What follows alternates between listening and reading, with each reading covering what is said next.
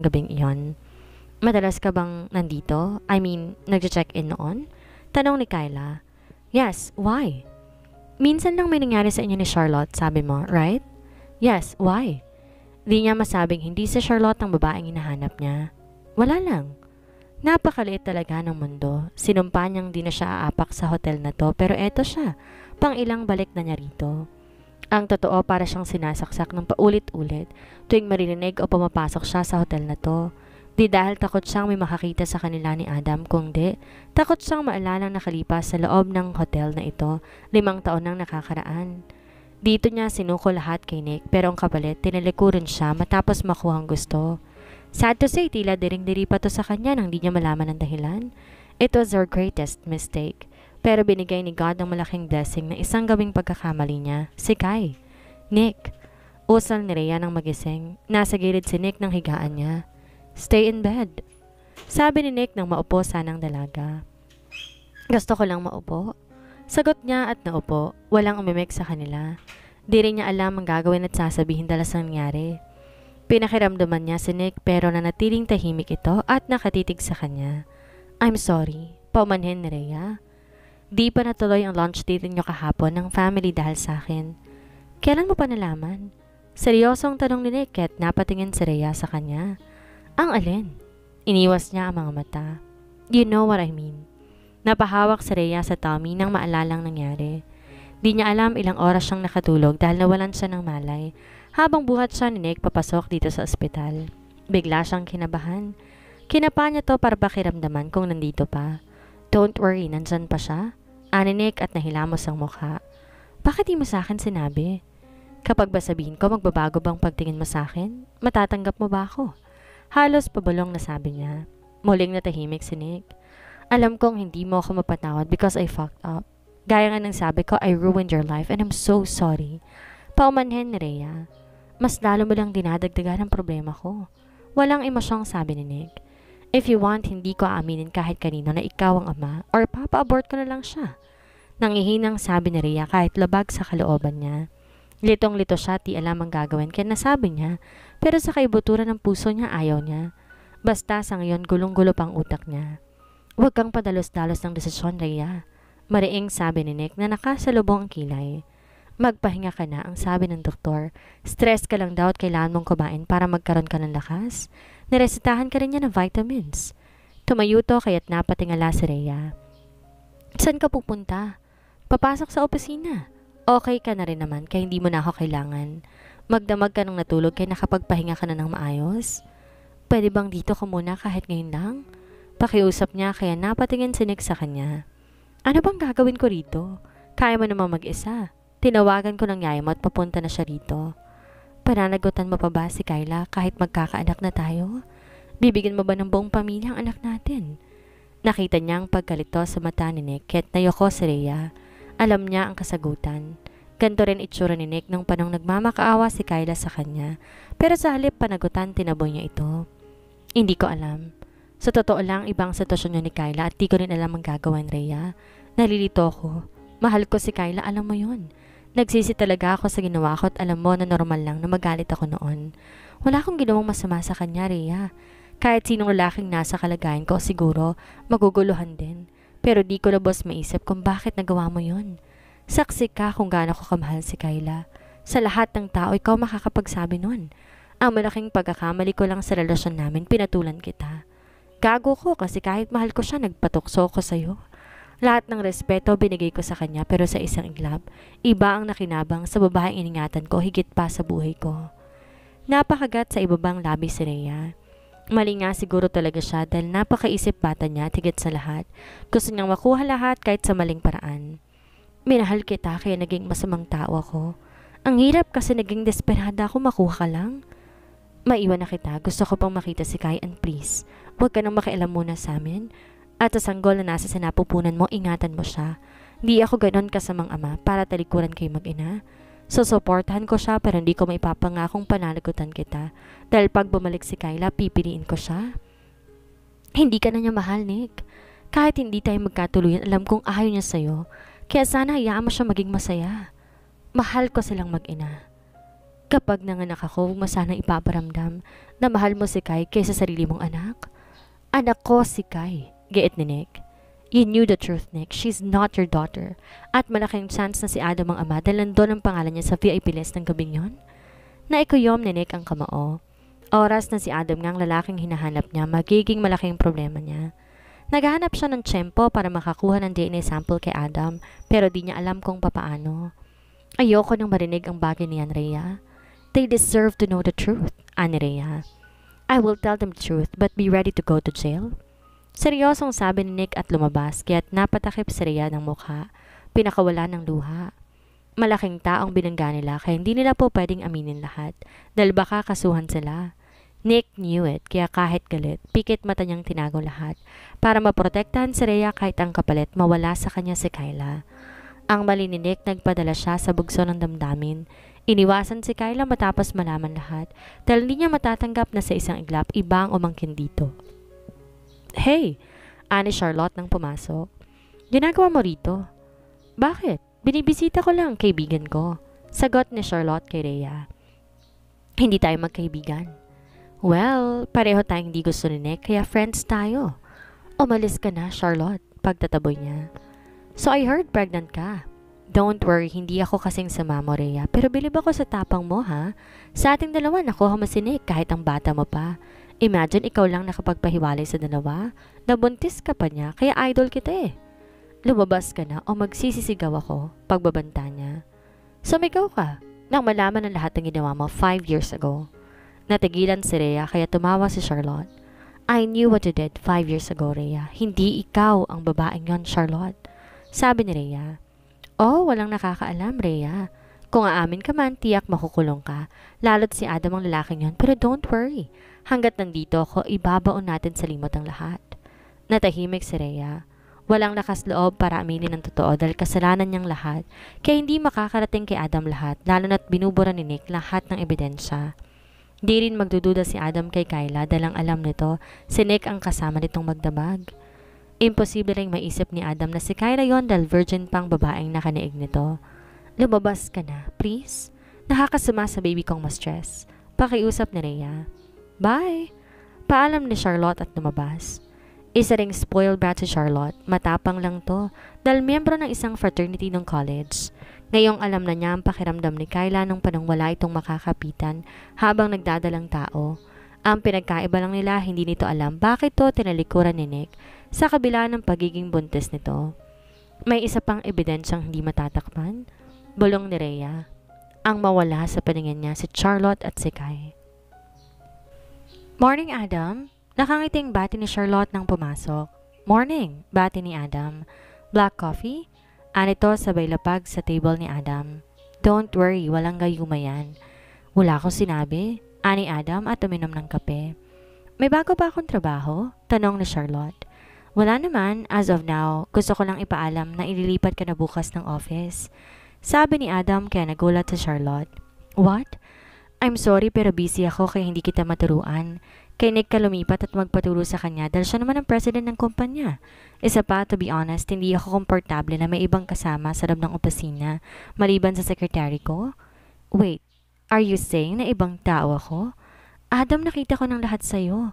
We share the same saliva tapos sasabihin mo sa akin yan? Di makapaniwalang tanong ni Charlotte. Ginawa ko ng gusto mo, Charlotte. Wala akong kailangan ipaliwanag sa'yo. No! Nangako kang pakakasalan ako. What if singilin kita nun? You cannot force me, Charlotte. Nag-usap tayo tungkol dyan. Huwag naman sa'yo tayong mag-away dahil lang sa office. As much as possible, kailangan ko ng privacy.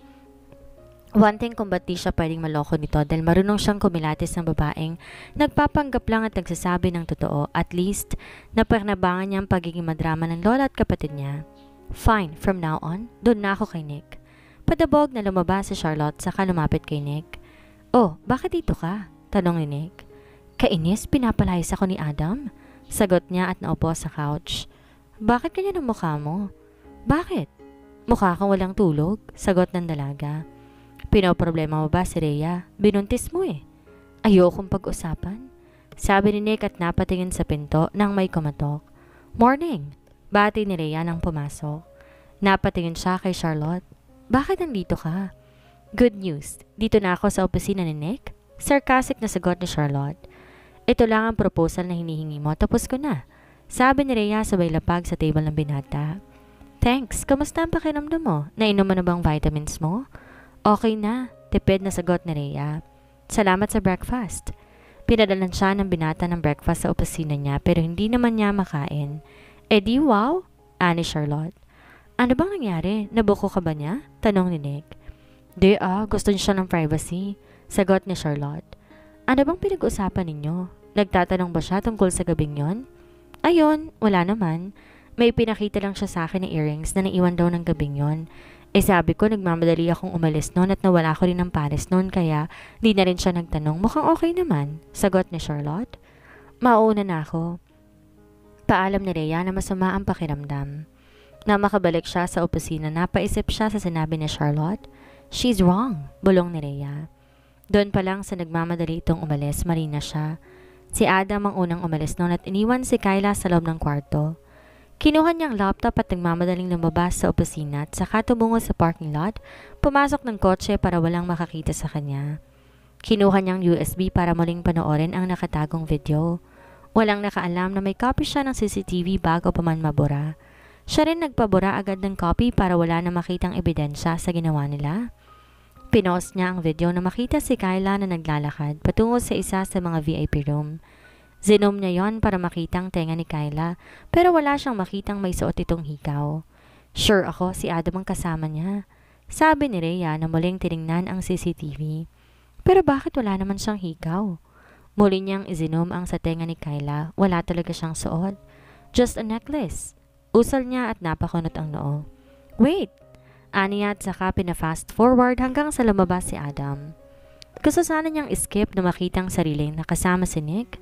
Halatang galit ito sa kanya sa video at tinulak pa siya nito sa wall pero sa bandang huli, pinakawalan dun siya at pumasok ito sa silid na kung saan nasa loob si Kyla. Hindi ito ang kwartong pinareserve ni Nick para sa kanila ni Kyla. Dahil sa pagmanipula ni Rhea sa reception, kaya't ang susi ng kasapat na kwarto ang binigay ng receptionist kay Kyla at ito na ang pinasukan niya.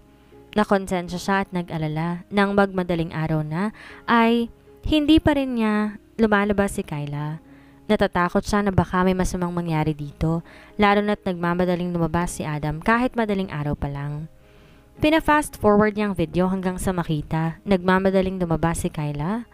Pinost niya at muling zoom but this time sa leeg na. Wala tong suot na hikaw. Hindi siya basta-basta maluloko. Bulong ni Rhea at saka kinuhang USB saka bumalik sa opisina. San ka galing? Tanong ni Nick palabas na sana sa opisina nila. Nagpahangin lang, bakit nandito ka? Tanong niya. Gusto ko lang ibigay ang pansit molo, sagot ng binata. Mainit-init pa yan kaya kainin mo na. Hindi ako nagugutom. Kailangan mong kumain ng masustansya para sa nasa sinapupunan mo. Hindi lang ikaw nagmamayari ng katawan mo ngayon, dalawa na kayo. Bakit ba parang concern ka? Anak ko pa rin yan, Rhea. Pero mas inuna mo pa rin si Kai kesa sa anak natin? They're innocent, ani Nick. I know, pero unfair ka pa rin. Gusto ko lang bumawi sa kanilang mag-ina. Paano naman kami? Rhea, mahalaga rin kayo, okay? Kayo ang tunay kong pamilya. Hindi ko alam, naguguluhan ako. Just give me more time, okay? But don't worry, anytime nandito ako para sa baby natin. Paano kung gusto ko, pati ako kasama? Please, I need more time. Ulit ni Nick. Nakapaghintay ka naman ng matagal, hindi ba? Naguguluhan pa ako, magre-resign ako. Sabi ni Rhea kaya nagulat si Nick. Total, may anak na rin naman ako sa'yo. Time na siguro para magtrabaho ko sa sariling kumpanya namin. My dad needs me, ani Rhea. Pero kapag dumating ang araw na kailangan mo na kami at handa kang panagutan ako, nandito pa rin ako. Huwag lang magtatagal, Nick. Hindi ko na kayang maghintay. Gusto ko nang mag-focus sa anak natin.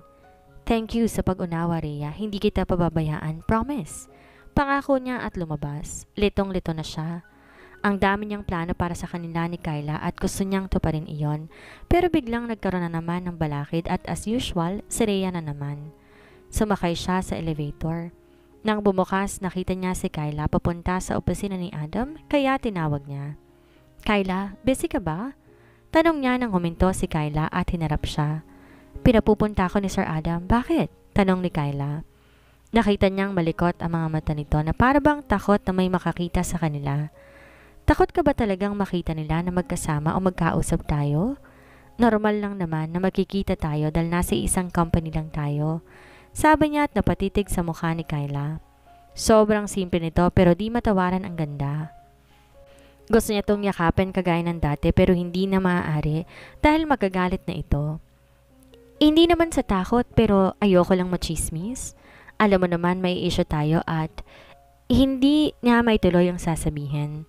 Alam na kaya ni Nick na alam niyang buntis si Rhea? Wala naman tayong pag-uusapan dagdag niya. Sorry pala sa nangyari. Kung hindi ko na isama si Kai kasama si na mommy, paumanhin niya. Nakailang hingi na siya ng tawa dito pero feeling niya kulang pa yon. It's okay, mas mahalaga si Rhea. Kamusta na siya? Tanong niya. Bumalik na ata siya sa trabaho niya.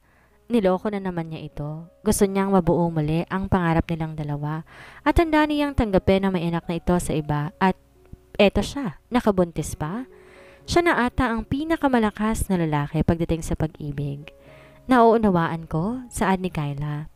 Pero Nick, mahirap maging single mom, lalo na kapag buntis ang isang babae. Kailangan niya ng moral support dahil mahina siya mentally. Kailangan ka na mag-ina mo.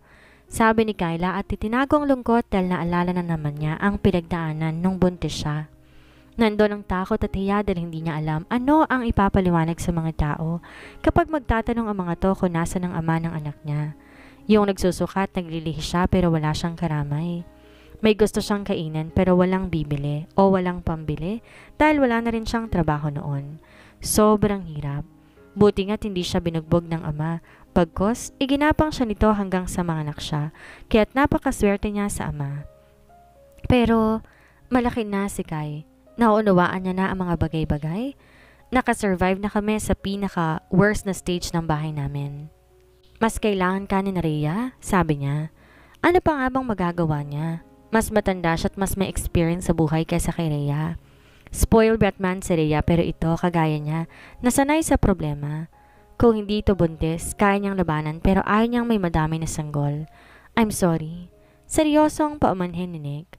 Ang hirap at ang sakit lang. Ang rupok ko kasi. Sorry kung hindi ko na kayang tuparin ang pangako natin doon. Basta't ang gulo na ng buhay ko, Kyla. Hindi ko na alam kung anong gagawin ko o kung paano ko paayusin ang lahat. Sundin mo lang ang puso mo, sabi ni Kyla. Maliwanag sa kanya na si Rhea talaga ang pinakamahalagang babae kay Nick.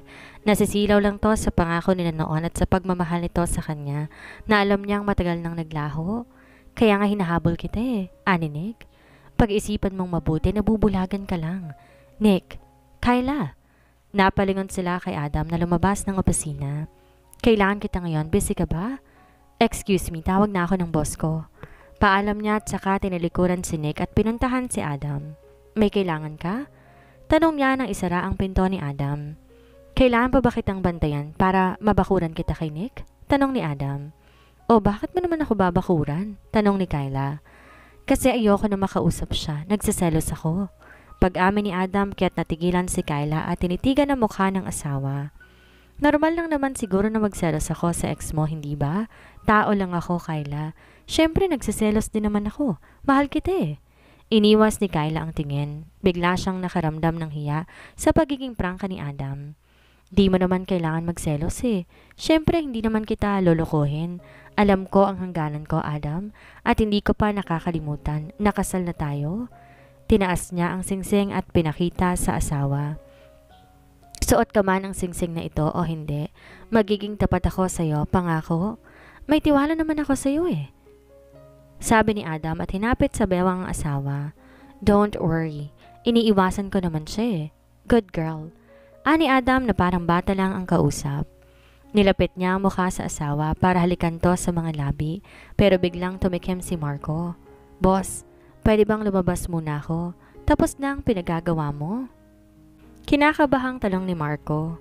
Ayaw talaga niya na maging istorbo sa mag-asawa kaso nalimutan ata ng boss niya na nandito pa siya sa loob ng opisina. Ayaw naman niyang maging audience kapag naghalikan ng mag-asawa. Di naman ganito ang boss niya kapag may ibang tao kaya malamang di na ito napapansin ng presensya niya. Ano pang hinihintay mo?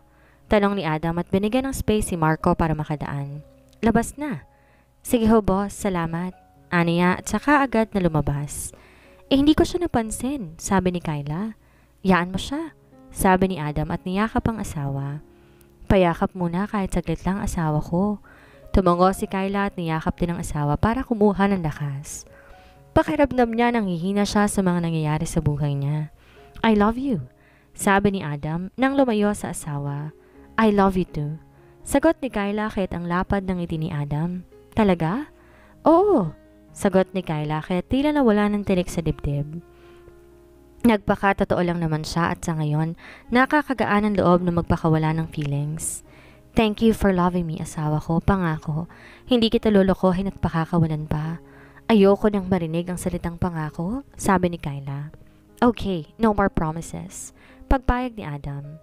Dito ka na muna, sabay tayong uuwi mamaya. Wala ka ba ipapagawa sa akin? Maupo ka lang dito or manood ng movie para matiwasay ang isip ko? Sagot ni Adam at dinala ang asawa sa couch. Gamitin mo ng laptop ko basta early pa tayo uuwi ha? Sabi ni Kyla at binuksan ang laptop. Sure, agaan ko pang tapusin ang lahat nang makauwi na tayo, okay? Okay. Pagpayag ni Kyla at nanood ng movie nakasave sa laptop ng asawa. Tamad din siyang lumabas dahil baka makita pa niya si Charlotte. Speaking. May kumatok at nang bumukas ang pinto, pumasok si Charlotte. Adam, busy ka ba? Tanong ni Charlotte na inirapan si Kyla. Yes, pasensya ka na pero ayoko ng istorbo ngayon. Paumanhin ni Adam. But I need you. Nakalabing sabi ni Charlotte. I'm not available. Sa lubong ang kilay na sagot ni Adam. Ikaw, Kyla. Tanong ni Charlotte na gustong palabasin si Kyla para mahiwalay ang dalawa. May ginagawa ka ba? Baka she's busy, sabat ni Adam. May pinapagawa ko sa kanya kaya wag mo siyang istorbohin. Kung gusto mo, kay Nick ka na lang magpaturo. Fine.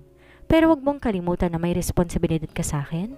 Paalala ni Charlotte at padabog na lumabas. Bakit di mo siya tulungan? Tanong ni Kyla. Bakit? Di ko naman trabahong tulungan siya, ani Adam. Responsibilidad mo siya. Ani Kyla sabay roll eyes kaya't natawa si Adam. Huwag kang tumawa as if hindi ko alam na nagsama kayong minsan. Sana all may ka-one night stand. Cute naman ang asawa ko magselos. Nakangiting sabi ni Adam. Hindi nakakatuwa. Ani Kyla at saka inirapan ng asawa. Masakit din pala kapag may nakauna sa'yo. Okay lang naman, pero hindi niya lang ma-imagine ang ginagawa nila ni Adam ay ginawa muna nito kay Charlotte. Kung sabagay ganon din sa kanila ni Nick, bago kay Adam, nagawa na nila yon ni Nick. Ganon ba kapag paiba-ibang lalaking nakaniig mo? Same lang naman ang feelings pagdating sa kamay, wala namang pinagkaiba.